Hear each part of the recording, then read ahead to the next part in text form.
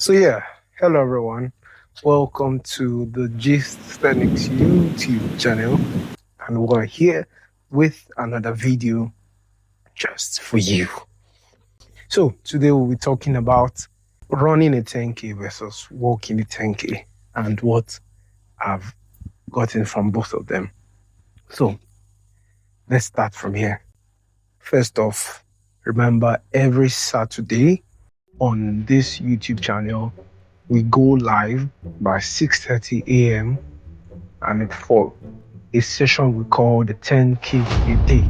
So this is a time where we spend just about an hour plus just a few minutes on top to exercise for the week. Let me put it this way. For most of us, we might have a sedentary lifestyle throughout the whole week. So I try to bring up this opportunity where we can now get to train. For those that love running, join us in the runs. For those that want to get in tune with running, you want to start running, it's like a community formed up. So you also join us on the run. For those that also just want to do exercises, you can join us within those periods. Join us on the live. You are running your exercise while we're jogging on the road or wherever. And you could also be that you're sitting and watching. Trust me, one thing that helped me out starting in my fitness journey was looking up people that were exercising. So the more I saw them, the more I got to want to exercise. And almost a decade into it, you see me now having to share all these experiences while also teaching you how best you can go on your journey.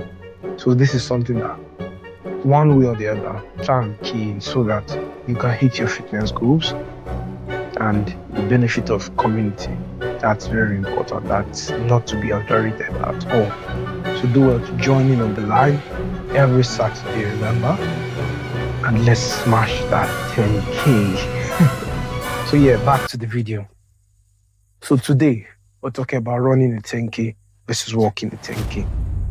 Now we have the running of a 10K where it involves using increased paces, and by increased paces I mean by some can have targets jogging, some can target running. So it's all about varying speeds while moving that particular 10K distance. And while walking a 10K is basically you taking slow strides, or it could even be brisk walks. Do you get it? So it's still a hyperactivity state, but it's lesser strain on your body and all. We'll still get more into that in the video when we get to the benefits or the pros and cons, as you might call it. So that's basically what walking and running is in the way I can put it for you to explain. Remember, we're not going all complex, but just to give you the basics so that you get to understand what you actually need to carry through your fitness goals. It's not by knowing all the heavy concepts or the time under tension, the hypertrophy and all sorts, but breaking it down to just knowing, time under tension is just taking more time to do my exercise and so on and so forth. So that's what we do here on this channel, breaking down complex fitness concepts into easy to understand and apply daily fitness. Understand it? What? I don't know if that word is right. But yeah, I'm sure you get the point. So back to our 10K story. So we have the walking and we have the running. Now, these are things I've gotten to note from having both of the activities. Number one, walking is easier on the joints than running because while you get to walk, you are moving at lesser paces and you're basically carrying your body the way you've been carrying it throughout your whole life, like more consistently. So there's lesser stress on the joints compared to running because now you're moving at faster speeds. Even if you're still jogging, it's still at a relatively faster speed than your normal walking. So you see that less impact on your joints. And now another step further is at the varying weights of an individual, or even varying weights you add to yourself depending on the case, like when we deal with weighted vests, barbells, dumbbells, and all those kind of things. It could have more impact on you. So a person weighing 60 kg might have lesser impact on the joints than a person weighing 100 kg. Now, there's more to this, but we're not getting to it in this video. If you want something like that, just type in weight run in the comment section, and in future videos I'll get to share things about that, share my thoughts on that. Well, that's number one, the impact on your joints. Number two is the energy consumed, or we can say the calories burnt. I guess in a way you can say that running consumes more calories than walking. There's more to say about this though, because in running now you're in a more hyper state, as I stated earlier, hyperactive state. So with that heightened activity, your body tends to burn more calories because it needs more energy to even get you into that running or jogging posture. So there's still cases of heightened calories burnt when you get to walking, things like the bricks walk and so on, where you're just moving at faster speeds in your normal walking. Yeah. So that aside, the next point you get to note about walking versus running, especially when we're now reaching with a 10K experience, is the time it takes. For me, I like efficient use of my time, and that's one thing I tell my clients too. So while we also want to utilize time, like to invest time into achieving our fitness goals, I also want it to be something that you don't have to spend your whole day on, and then you can still go about your daily activities. So for me, and this might not be the same case as you, but for me, for running a 10K, I take roughly 1 hour.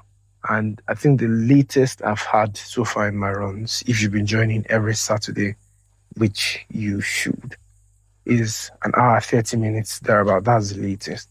So we've reached times of 1 hour 11 minutes, 1 hour 20 minutes.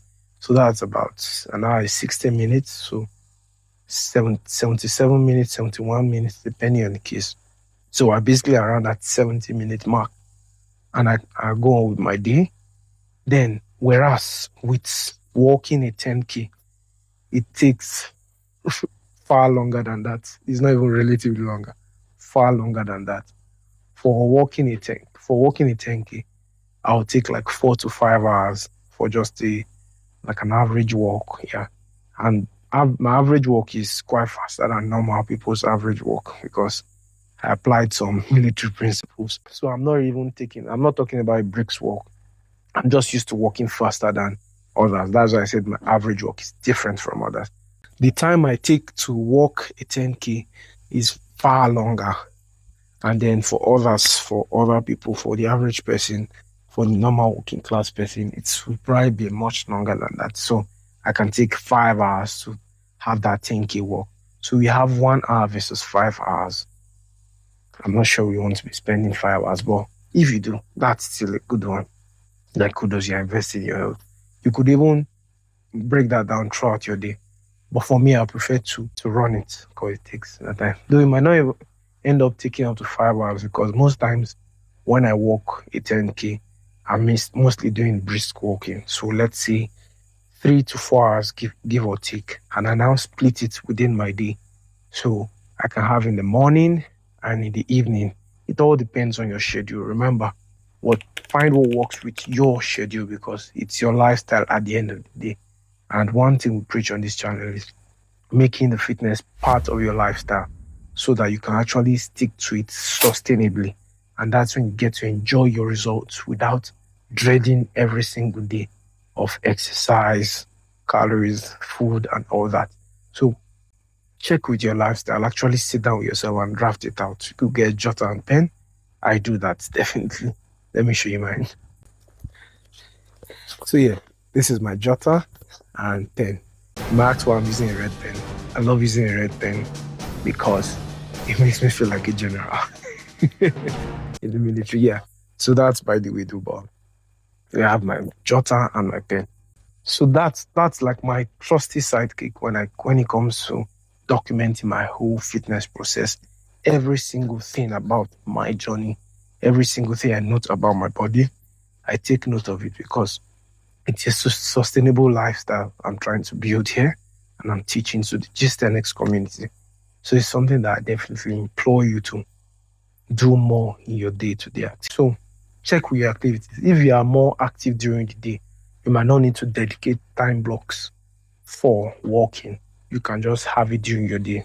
Like a factory worker, a construction site worker might achieve his 10K easily without thinking, because he's basically moving throughout the day, compared to an office text person.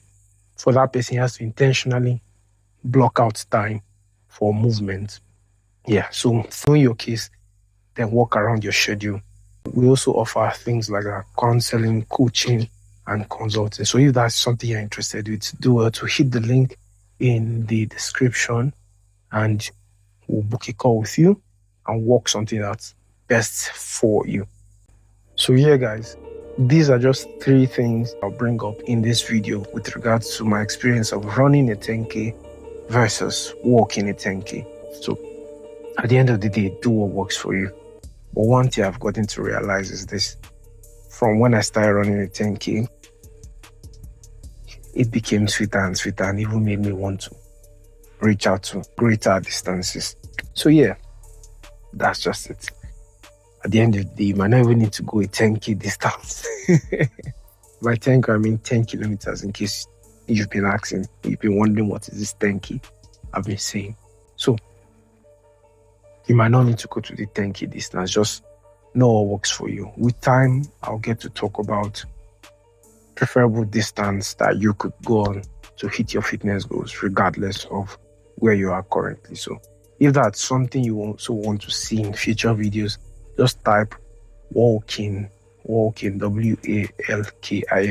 in the comment section, and a video will come up more specialized and tailored for that kind of explanation just for you. So that's it for the video, guys. Do well to like the video if it's something you learned from and if it's something you utilize. Then also comment what you do today with regards to walking or running. So will you walk, will you run? And if you've been doing that already, which do you prefer, walking or running? And then share the video to your friends so that they can also see these differences and get to choose.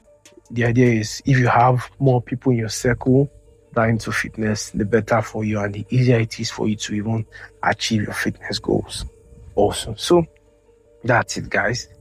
Do well to subscribe to the YouTube channel and turn on the post notifications so that you'll be notified whenever we drop a new video on this channel. See you next Wednesday. Out.